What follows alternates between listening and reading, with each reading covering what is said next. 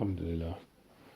Alhamdulillah. After doing the Dhuhr prayer, here, the room, I've got it a little better organized than it was previously, so that when he comes in here and I mopped, clean the floor, that there's no stench, there's no smell, no stuffiness in here, in the room. And his side is exactly as he left it a few weeks ago. So the thing is, the Russian brother from Latvia. So the thing is that um, I'm doing this even though these videos are unprofessional. They are not nice looking at all, not attractive. They're boring. They don't interest people with big egos enough. The reason why is to use it as a case in my behalf for when I pass away, when I physically pass on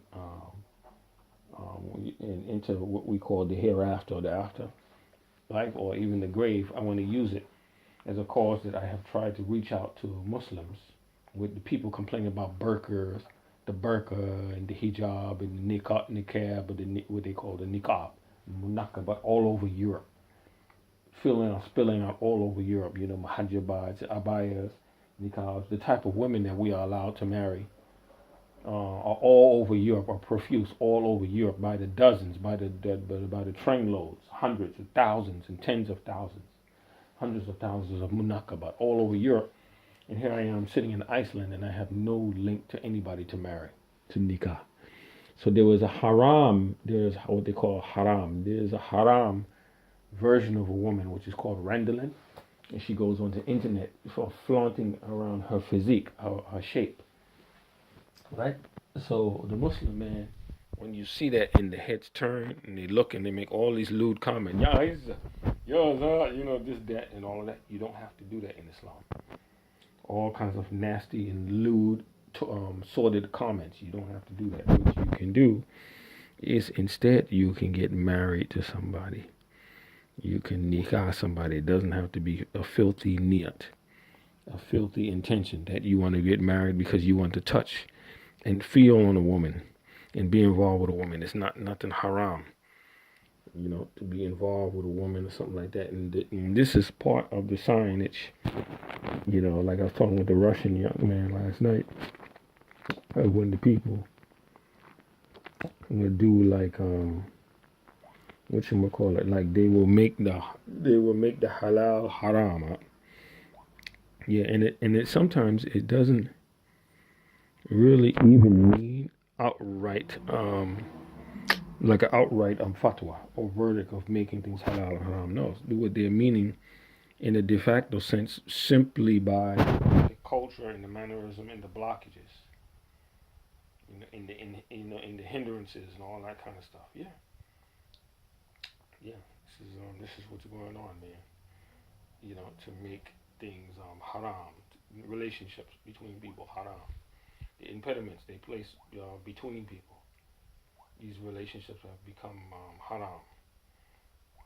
Things that were normally halal are impeded. So, like I said, there's Randolin, which is not proper to mention view. She has a very extreme physical form, what they call Junub Ariyat, Junub Ariyat Jeddan, or what they call Pingul. Lebar down beside, there's a lot of sisters in that category who are wearing the abaya, who are covered. So if someone like me no longer qualifies because of being beaten, brutally beaten by life, and you no longer qualify, and to be nikah, you're not allowed to nikah anymore, then at least you can marry. What I want to do is to put the Iblis, I want to put Shaitan on the spot, as well as the Kubatha, what they call the Kubatha, the Shayatin and Ins, to put them on the spot. And the way that I want to do it is to put them on the spot is that if you can't marry a younger woman, which is, they say, between 20 and 30, which I don't believe I can, because I don't believe I have the mettle or the wherewithal to be a father anymore, since all of that was deprived of me that now the only people that one could possibly marry like me is somebody over 50 years old, over 40, or over 50, or even over 60 years old. And there's a lot of them that are still looking for marriage. It's impossible to think we have this whole ummah and somebody that's older an older woman that nobody wants to marry them. Yeah, that's I don't want to use vulgarity. That's impossible, man. That's impossible, man. It's absolutely impossible.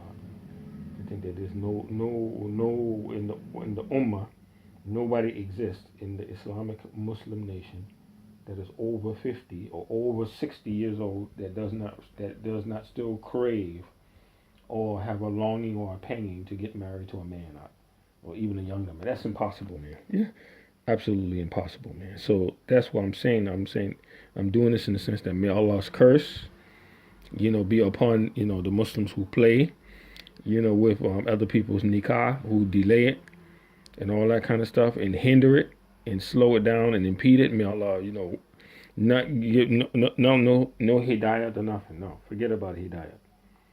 Forget about the hidayah. May Allah, may they be destroyed and may they be wiped off the face of the earth and gotten rid of and replaced with a far more compassionate, kind, merciful, and empathetic and understanding group of people who will actually practice the sunnah in the benign, benevolent way of the sunnah that it was originally outside. Like I said, Islam will come as something strange, and now you've seen all this alienation concerning the Islamic dress and all that kind of stuff, and it will leave as something strange.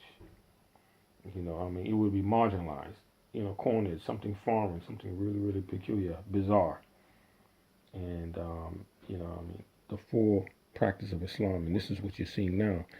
So, see, the images of this person, she has a really extreme physique, extreme form, so to speak. And there's a lot of sisters in the Ummah, people in the Ummah that are like that, and it's like considered haram. It's haram, it's almost like if you are unattractive, and then it's considered, it's haram. It's haram to even think about marrying somebody like that. It's haram. You only have to marry the deen, and and if you are weak, you have to take what you get. Yeah, you take what's given to you. Yeah, you're not in a position to ask or demand nothing. You just take what Allah gives to you. They take what Allah, but actually what's happening is they said you take what Allah gives you, but it's not really what Allah subhanahu wa ta'ala gives you. It's what they decide you should have. These people, a lot of people be flaking it under the veneer of religion, and I hate that, man. Yeah, I hate that very bad. They use the veneer of religion, to make decisions and make adjudications for your life, and then you happily submit it because you say it's the will of God. Really, it's the will of the ruler, and the shayateen, the kubatha, what they want. Because if they let the will of God play out, anybody you meet and she agrees, right there will be no resistance to her decision, because she has to willingly accept the potential spouse first. Yeah, before the family says yes. The family is just a formality type of thing, but it's important. It won't go forward without the father or the wali's nod. But it's really the girl's choice. Yeah, you can't be forced upon her. That's not her choice. So it's just the opposite. You can't do that when her choice is given, and then you refuse her and you make her miserable. That's haram too, because because of his poverty. Also, that's not a reason. That's not a reason because of his poverty. It's not, no. So then what they'll do is make you fall out of the poverty and make you fall into the morality. Okay, but then he's a faucet. Then and da da da da da. But does he drink? Does he smoke? Things like that. So to try to get you out of the guidelines. But the sad part is, if the girl's really going to be tormented for marrying you and you really love her, you don't want to do that to her. You really have a longing and you want to be able to love her, because we may want to love somebody as much as we can. But the thing is that if the family is going to torment her that much, you don't want to let her go through that. If they behave like shayateen, you don't want her to go through that, man. So this is the situation I'm in. Any older sister that wants to help, alhamdulillah. Alhamdulillah.